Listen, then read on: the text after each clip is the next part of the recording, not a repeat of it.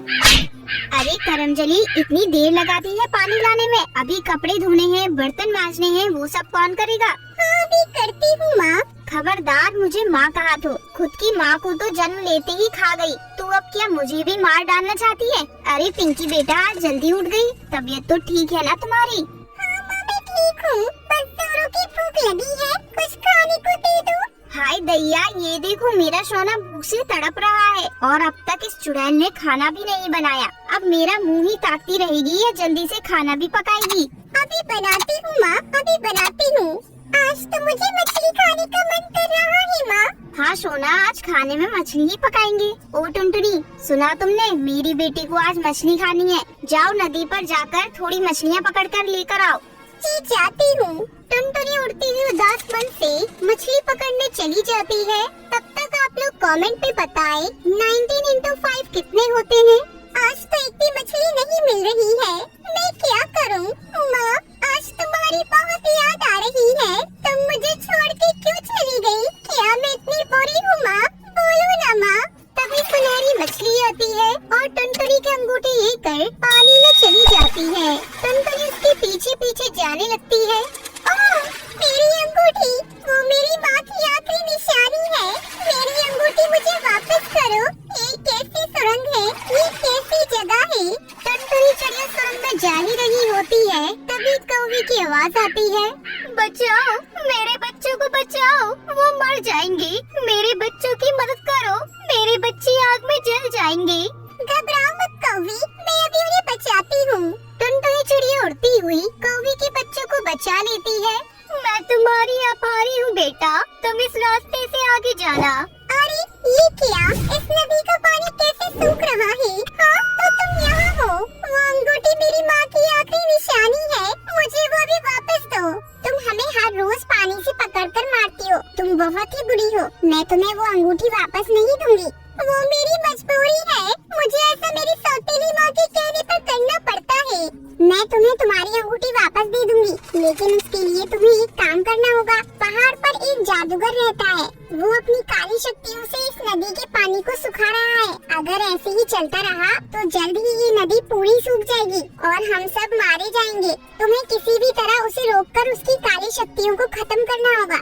ठीक है, मैं तुम्हारा ये काम कर दूंगी, लेकिन तुम्हें मुझसे एक वादा करना होगा कि अगर मैंने उस जादूगर को रोक दिया तो तुम मुझे मेरी माँ की अंगूठी वापस कर दोगी।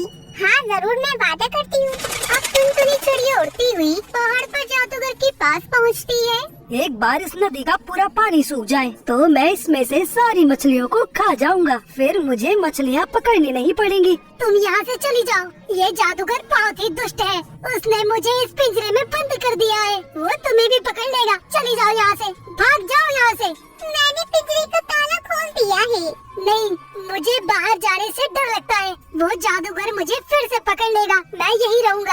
हाँ, फिर तो मुझे ही तुम्हें जादूगर से बचाना होगा। कौन हो तुम और इधर क्या कर रही हो? तुम्हें अपनी काली जादू को रोक देना चाहिए, उसकी वजह से नदी का पानी सूख रहा है और सारी मछलियाँ मर रही है। ऐसा मत करो। अच्छा है, अब मैं उन सारी मछलियों को खा जाऊंगा। मछलियाँ पकड़ पकड़ के मैं थक चुका हूँ और इसलिए मैं इस नदी को सुखा रहा हूँ। तुम्हें ऐसा नहीं करना चाहिए, ऐसा मत करो। तुम कौन होती हो मुझे रोकने वाली? अब मैं तुम्हें भी एक मछली बनाकर खा जाऊंगा। चलो अब मैं बाजार जाकर कुछ मिर्च मसाले ले आता हूँ, फिर मैं तुम्हें अच्छे से पका कर खाऊंगा। तभी हरी तूता जादूगर की जादुई छड़ी टुनटुनी चिड़िया को दे देता है और टुनटुनी चिड़िया से कहता है, ये लो, इस जादुई छड़ी को अपने पास रखो, इससे तुम उस जादूगर को एक अच्छा सबक सिखा पाओगी। एक दुष्ट जादूगर पक्षियों को पकड़कर तुम कैद करते हो ना, अब हम तुम्हें मजा चखाएंगे। मछलियाँ तो तुम्हें जरूरत के हिसाब से मिल रही थी, लेकिन तुम लालची होकर उन सभी को खाना चाहते हो। लालच और जरूरत में बहुत फर्क होता है। तुम अपने लालच और फायदे के लिए दूसरों को नुकसान पहुँचा रहे हो। मुझे माफ कर दो, मैं लालच में अंधा हो गया था। तुम सही हो, मुझे अपनी जरूरत के हिसाब से ही चीजें लेनी चाहिए थी। मुझे माफ कर दो, मैं अपने काले जादू को रोक दूंगा और आज से किसी भी मछली की जान नहीं लूंगा। तभी टुनटुनी चिड़िया वापस नदी के पास जाती है और उस पानी में से एक जादुई परी निकलती है और वो टुनटुनी से कहती है, तुम्हारा बहुत बहुत शुक्रिया टुनटुनी चिड़िया, तुम सच में बहुत ही अच्छी और प्यारी चिड़िया हो। तुमने हम सबको बचा लिया। हाँ, लेकिन ये सब आपको कैसे पता? मैं सब कुछ जानती हूँ, मैं बस तुम्हारी परीक्षा ले रही थी। मैं वही सुनहरी मछली हूँ। अब मैं तुम्हें कुछ ऐसा देना चाहती हूँ जिसे पाने के बाद तुम्हें कभी मछलियाँ नहीं पकड़नी पड़ेगी। तभी परी टुनटुनी चिड़िया को बहुत सारा सोना देती है। इतना सारा सोना? हाँ, तुम इसकी हकदार हो क्योंकि तुम्हारा दिल इस सोने से भी अधिक मूल्यवान है। और हाँ, ये लो तुम्हारी माँ की अंगूठी। शुक्रिया, मैं तुम्हारा ये एहसान कभी नहीं भूलूंगी। बहुत बहुत शुक्रिया। उसके बाद टुनटुनी चिड़िया अपना एक अलग घर बनाती है और उसमें खुशी खुशी रहने लगती है।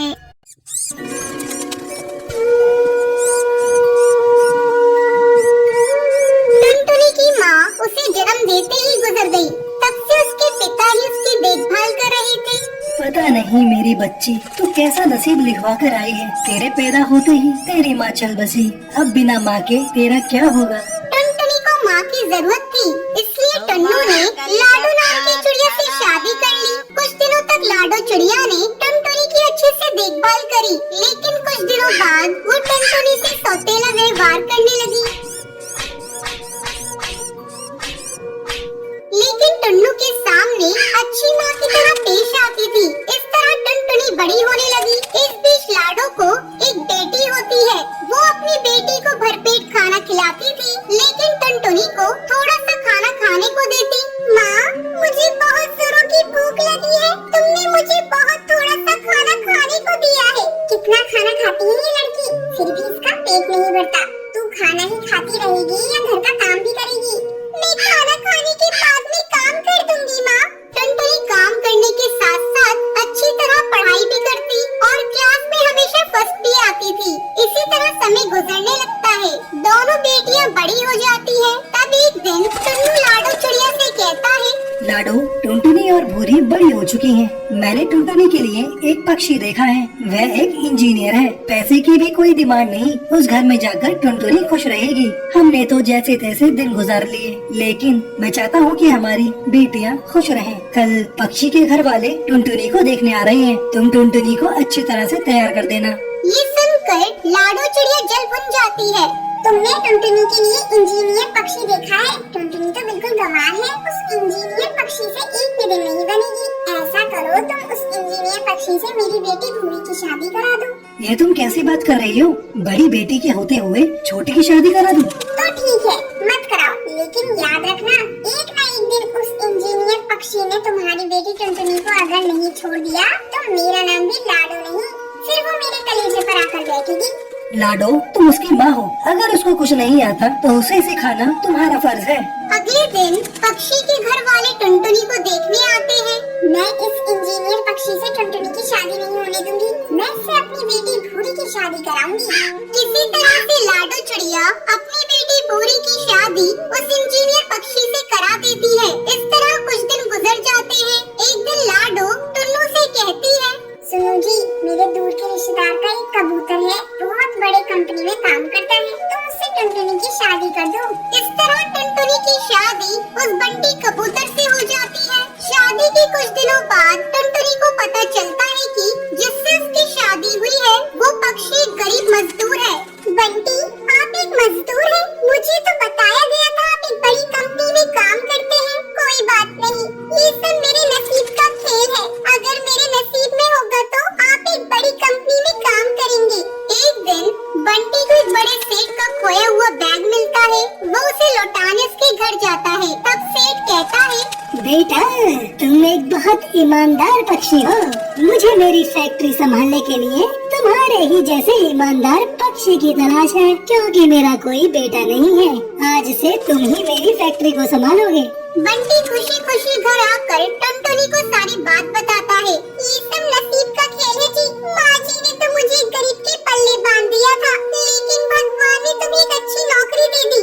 अब हम लोग खुशी खुशी अपना जीवन बिताएंगे। टुनटुनी खुशी खुशी अपने पति के साथ रहने लगती है। एक बरगद के पेड़ पर टोनी चिड़िया का बसेरा था। वो बहुत ही ज्यादा लालची चिड़िया थी। उसके पास में ही बबली कबूतरी का घोंसला था। एक दिन टूनी चिड़िया अपने घोंसले में बहुत उदास बैठी थी। काश मेरे पास बहुत सारे पैसे होते तो आज मैं एक बड़े से घर में रहती। मेरे आगे पीछे नौकर चाकर घूमते, लेकिन हाय रे मेरी फूटी किस्मत, कहाँ है आराम मेरे पास। मैं तो गरीब हूँ, सारा दिन जंगल में पागलों की तरह खाना ढूंढना पड़ता है। जब जाकर 2 वक्त का खाना मिलता है। तभी बबली कबूतरी टूनी चिड़िया के पास आती है। क्या हुआ टूनी चिड़िया, तुम किन ख्यालों में खोई हुई हो? कुछ नहीं बबली कबूतरी, बस अपनी गरीबी पर रो रही हूँ। टूनी चिड़िया ये सब छोड़ो, मैं तुम्हें बहुत अच्छी खबर सुनाती हूँ। तुम्हें पता है जंगल के बाहर जिगरबाज का महल है,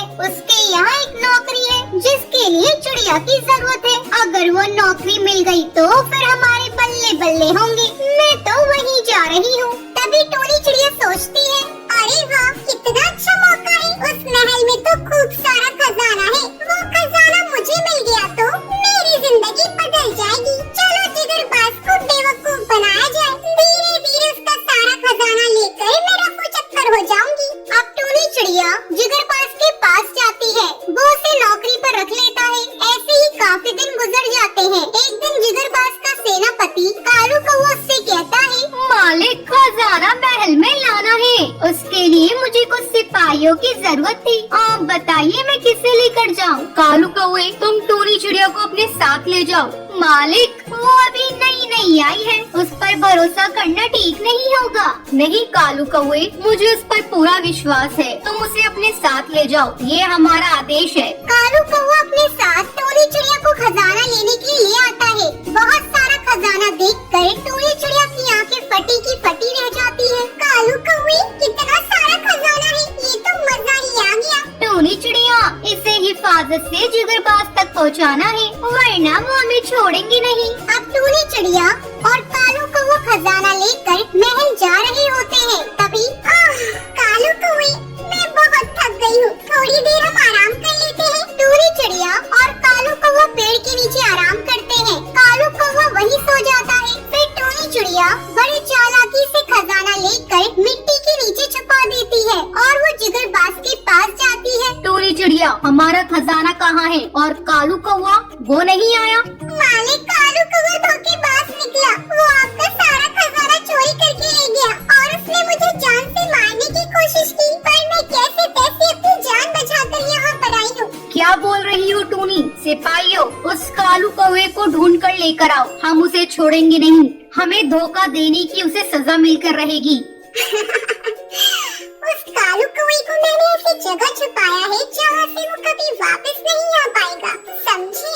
चलो मुझे यहाँ से 9-11 होना पड़ेगा। जिगरबाज को कोई ऐसा बहाना बताना होगा जिससे मैं यहाँ से जा सकूँ। फिर वो जिगरबाज से कहती है, मालिक, मुझे अपनी माँ के पास जाना है, उनकी तबीयत ठीक नहीं है, वो मुझे मिलने के लिए बुला रही है। तुम जा सकती हो। कैसा बेवकूफ बनाया है मैंने जिगरबाज को। कहने को इस महल का राजा है, लेकिन दिमाग तो है ही नहीं। टूनी चिड़िया वहाँ से चली जाती है। तभी जिगरबाज अपने सिपाहियों से कहता है, सिपाहियों चलो इस टूनी चिड़िया का पीछा करो, हमें इस पर शक है। टूनी चिड़िया मिट्टी के अंदर से अपना खजाना बाहर निकालती है। तभी जिगरबाज अपने सिपाहियों के साथ वहाँ पर आ जाता है। टूनी चिड़िया तुम्हारी इतनी हिम्मत, तुमने हमें धोखा दिया, हम तुम्हें छोड़ेंगे नहीं, तुम्हें फांसी की सजा देंगे।